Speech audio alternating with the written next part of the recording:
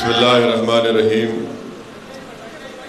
कोडंगल के मजलिस इत्तेहादुल मुस्लिमीन के सदर सुल्तान बाहुद्दीन गुलशन साहब, रुकन असम्बली हल्क़ असम्बली कारवान मोहतरम जनाब कौसर मोहिउद्दीन साहब, हाफिज़ अब्दुल रशीद साहब इमाम व ख़तीब जामा मस्जिद कोडंगल, अब्दुल मन्नान रहबर साहब ख़तीब मक्का मस्जिद कोडंगल, हाफिज़ अब्दुल करीम अशरफ़ी साहब इमाम मक्का मस्जिद कोडंगल, मोहतरम जनाब सैयद खैरात अली क़ादरी साहब, मोहम्मद अब्दुल हादी साहब सदर मजलिस इत्तेहादुल मुस्लिमीन महबूब नगर, मोहम्मद ज़ाकिर यूथ प्रेसिडेंट महबूब नगर, जनाब अब्दुल हादी साहब सदर मजलिस तांडूर, मोहम्मद ज़ाकिर एडवोकेट साहब महबूब नगर, मोहम्मद सादतुल्लाह साहब काउंसलर महबूब नगर, मोहम्मद शाहनवाज हुसैन साहब शेख आबिद सुल्तान यासिरुद्दीन, शेख अहमद साहब शेख रुमान, मोहम्मद अज़हर सैयद अरशद अली क़ादरी, जनाब खालिद मोहम्मद मुर्तज़ा, जनाब सुल्तान नासिरुद्दीन, जनाब रमेश नायक साहब और अमजद खां साहब।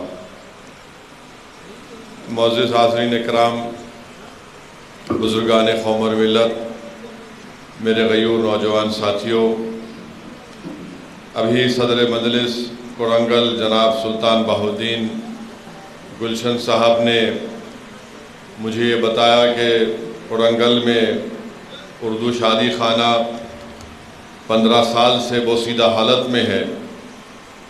ईदगाह क़ब्रस्तान का सर्वे कराने के बावजूद भी सर्वे की रिपोर्ट नहीं दी जा रही है और क़ब्रस्तान की बाउंड्री की सख्त ज़रूरत है।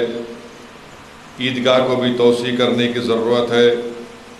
माइनॉरिटी स्कूल बिल्डिंग के लिए ज़मीन अलाट की गई मगर आज तक इसका काम शुरू नहीं हुआ।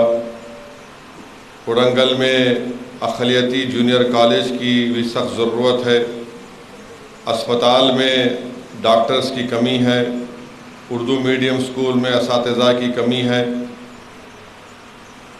लेडीज़ का स्किल सेंटर की भी ज़रूरत है और उन्होंने बताया कि 150 करोड़ रुपये यहाँ पर एक इबादत गाह के लिए मंजूर हुए जिसमें 100 करोड़ दिए गए और शादी खाने और ईदगाह के लिए भी कोई फ़ंड नहीं दिया गया है।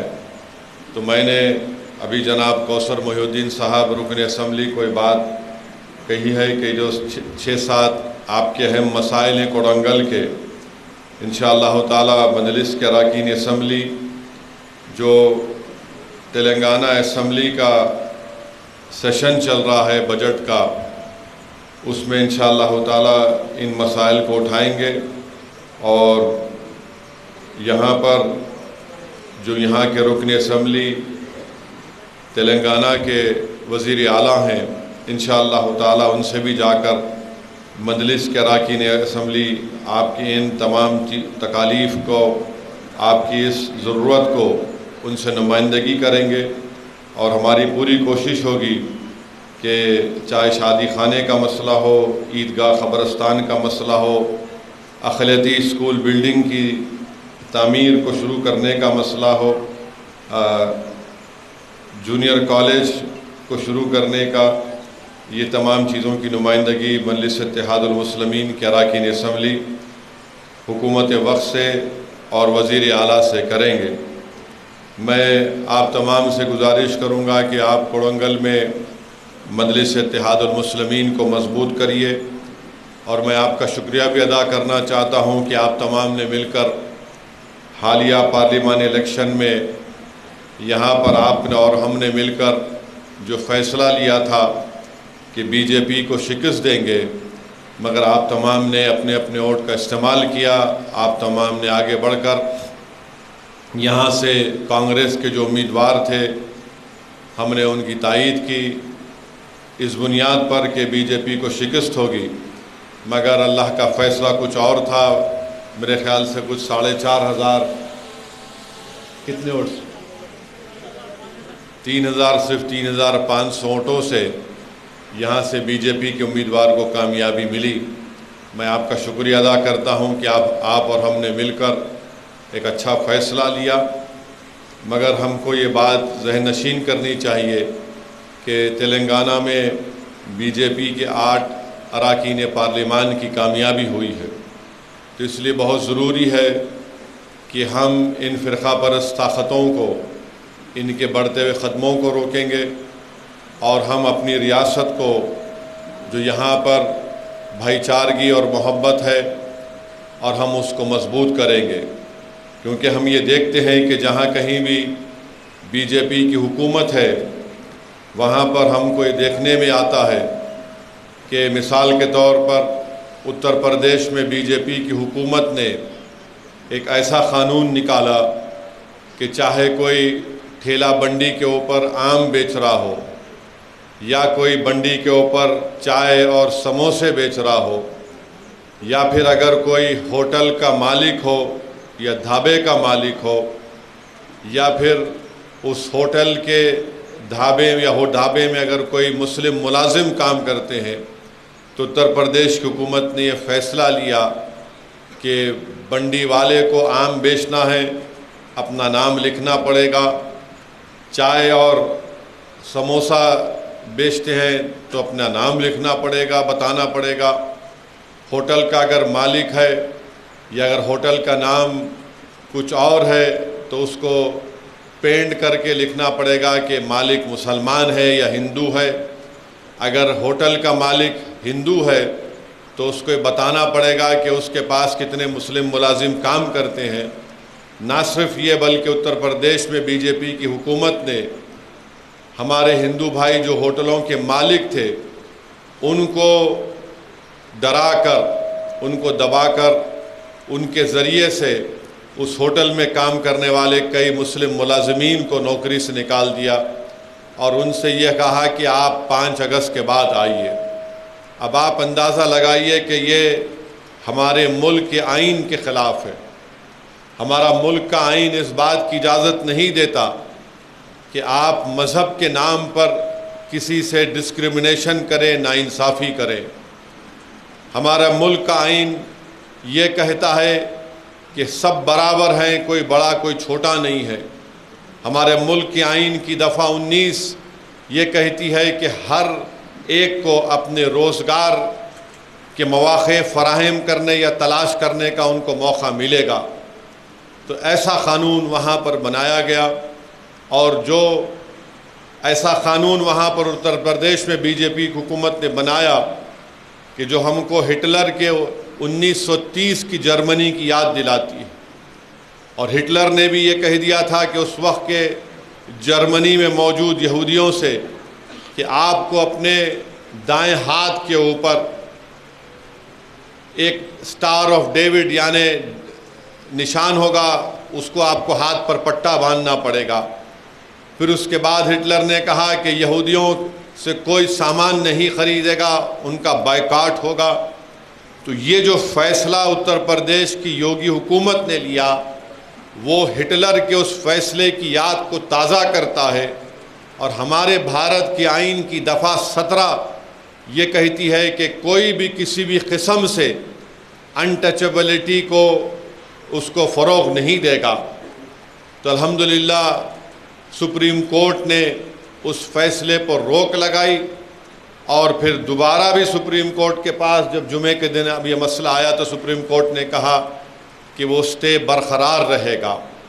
جہاں کہیں بی جے پی ہم دیکھتے ہیں کہ مدھیہ پردیش میں 11 سے زیادہ مسلم اقلیت کے گھروں کو بلڈوزر سے نیست و نابود کر دیا گیا۔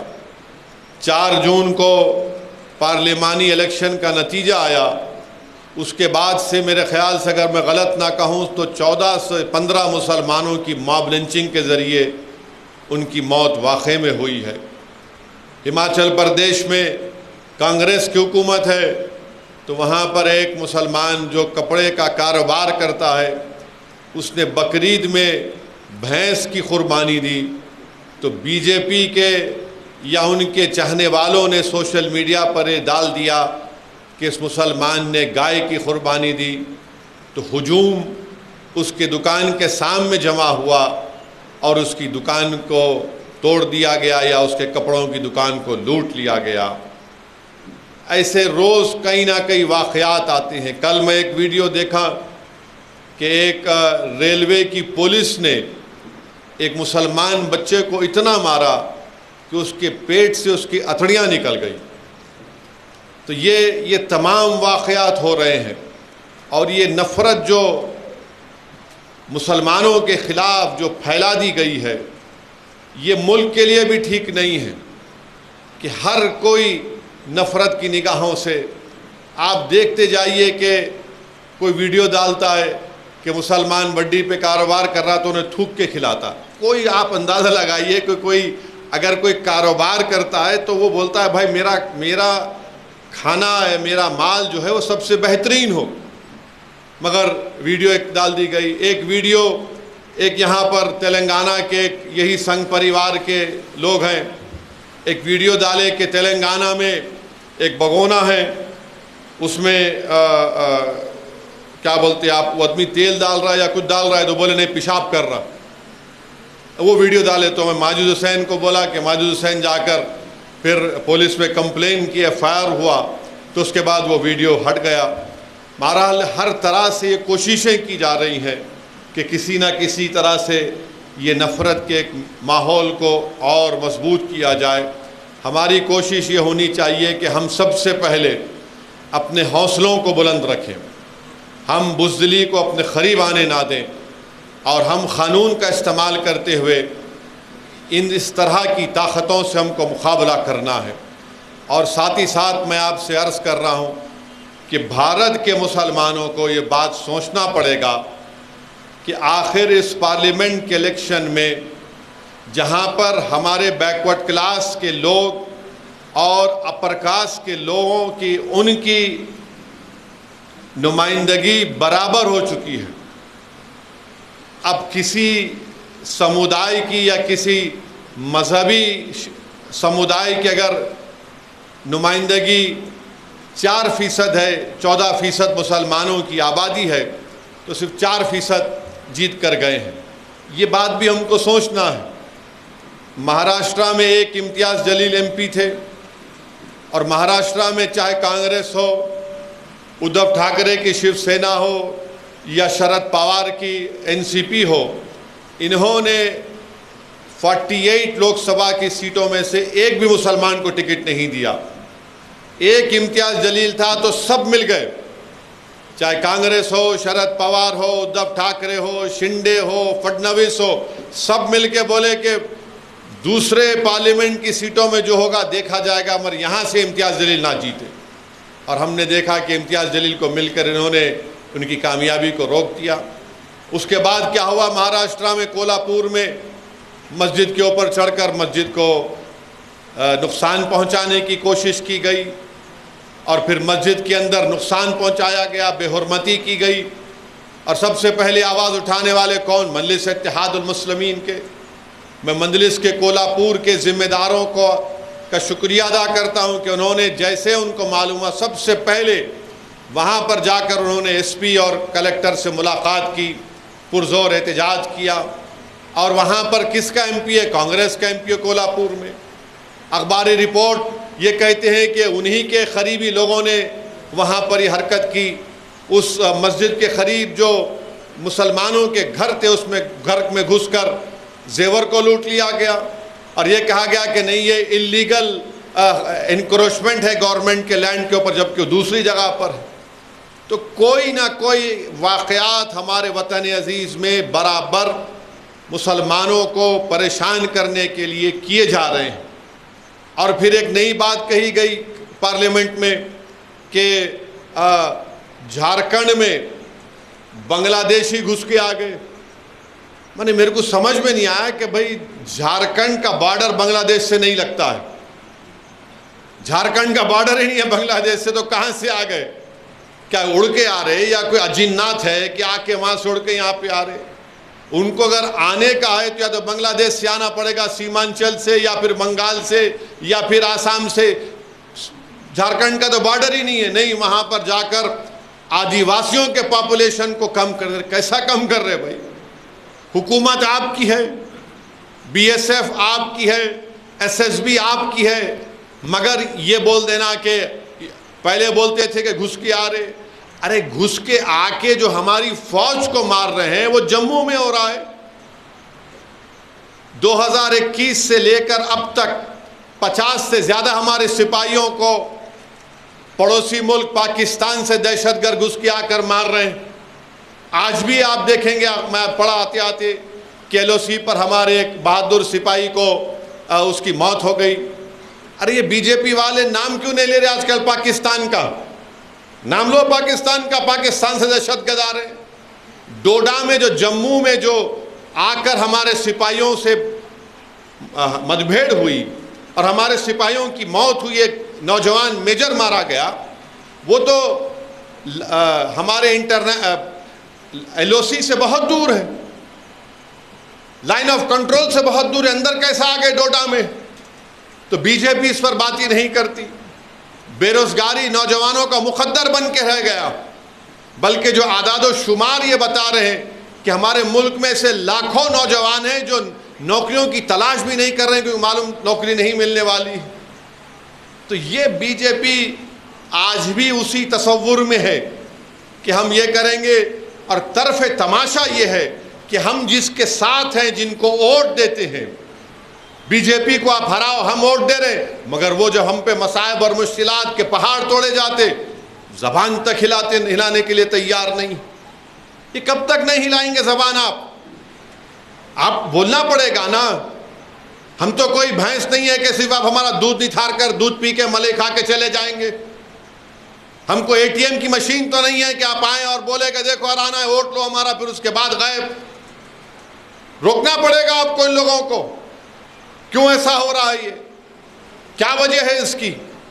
تو فرقہ پرستی اتنی ہمارے ملک میں بڑھ چکی ہے، خاص طور سے جو نفرت مسلمانوں کے خلاف تیار کی گئی ہے وہ برسوں رہنے والی ہے، اور اس کا خاتمے کے لیے کوئی بات ہی نہیں کرنے والا ہے. سب بات کریں گے، بڑی بڑی میٹھی بات کریں گے. رے بھائی، زہر کو کیسے روکا جائے گا؟ کون سا تریاق آپ کنے بتاؤ ہم کو کہ اس سے کیسے اس کو روکا جائے گا؟ تو اس لیے میرے عزیز دوستوں اور بزرگوں، ایسے وقت میں بہت ضروری ہے کہ مسلمان اپنی سیاسی قیادت کو مضبوط کریں، مسلمان اپنے ووٹوں سے اپنے سیاسی نمائندوں کو کامیاب کریں.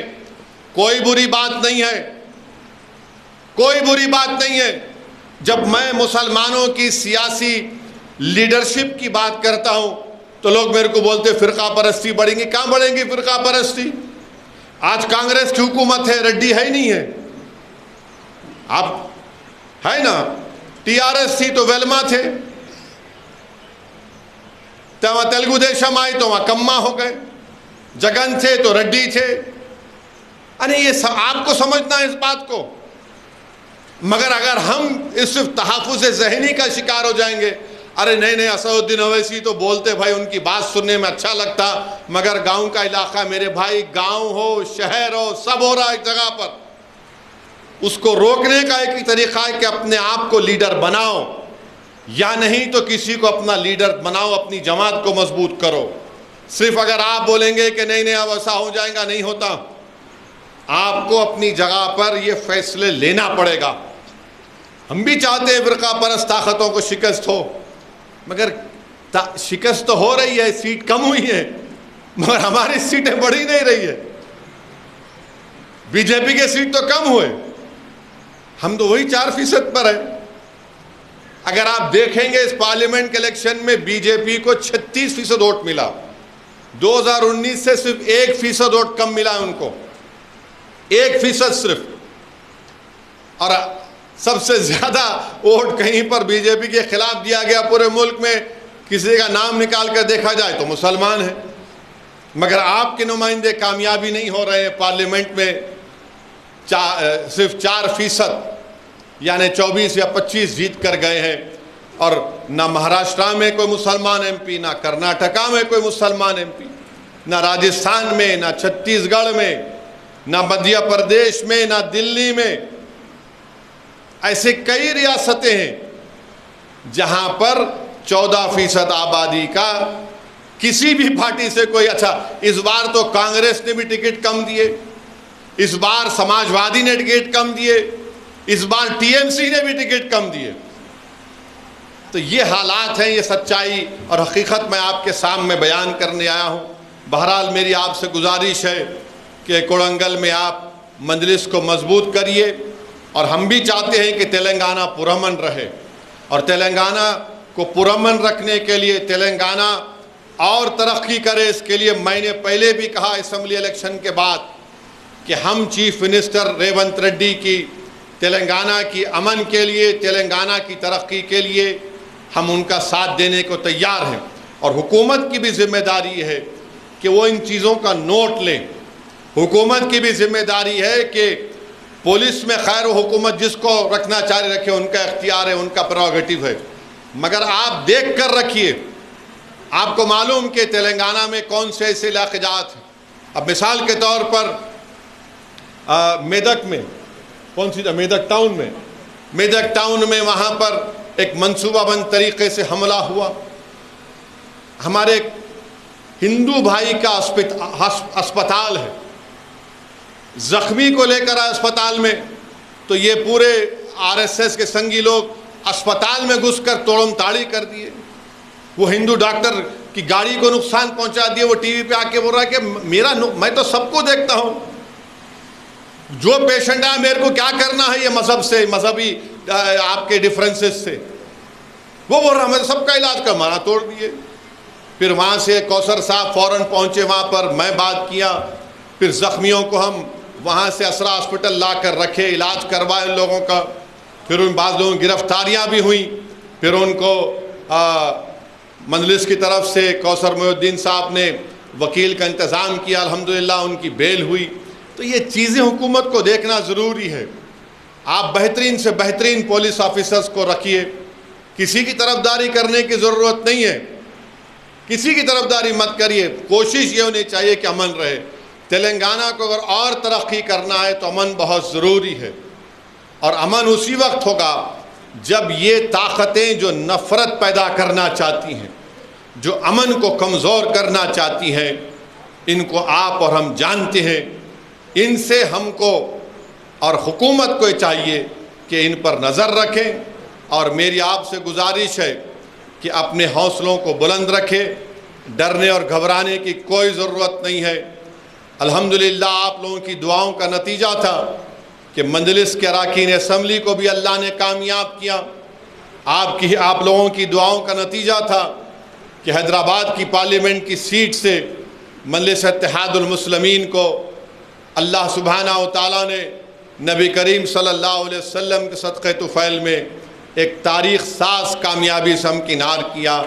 میں شروع سے کہہ رہا تھا کہ حیدرآباد میں چاہے کوئی بھی آ جاؤ، امت شاہ ہے، BJP RSS پورے ہندوستان سے آ کر بیٹھ گئے، کچھ نہیں ہوا الحمدللہ، کیونکہ مجلس وہاں پر کام کرتی ہے۔ مجلس دارالسلام میں بیٹھ کر جب کام کرتی ہے تو یہ نہیں دیکھتی ہے کہ دارالسلام کو آنے والا کون سے مذہب کا ہے، اس کے سر پہ ٹوپی ہے یا پھر اس کے پیشانی پر تلک ہے، یا کوئی برقع پہن کر آ رہا ہے یا برقع پہن کر نہیں آ رہی ہے۔ جو دارالسلام کو آتا مجلس ان کا کام کرتی ہے۔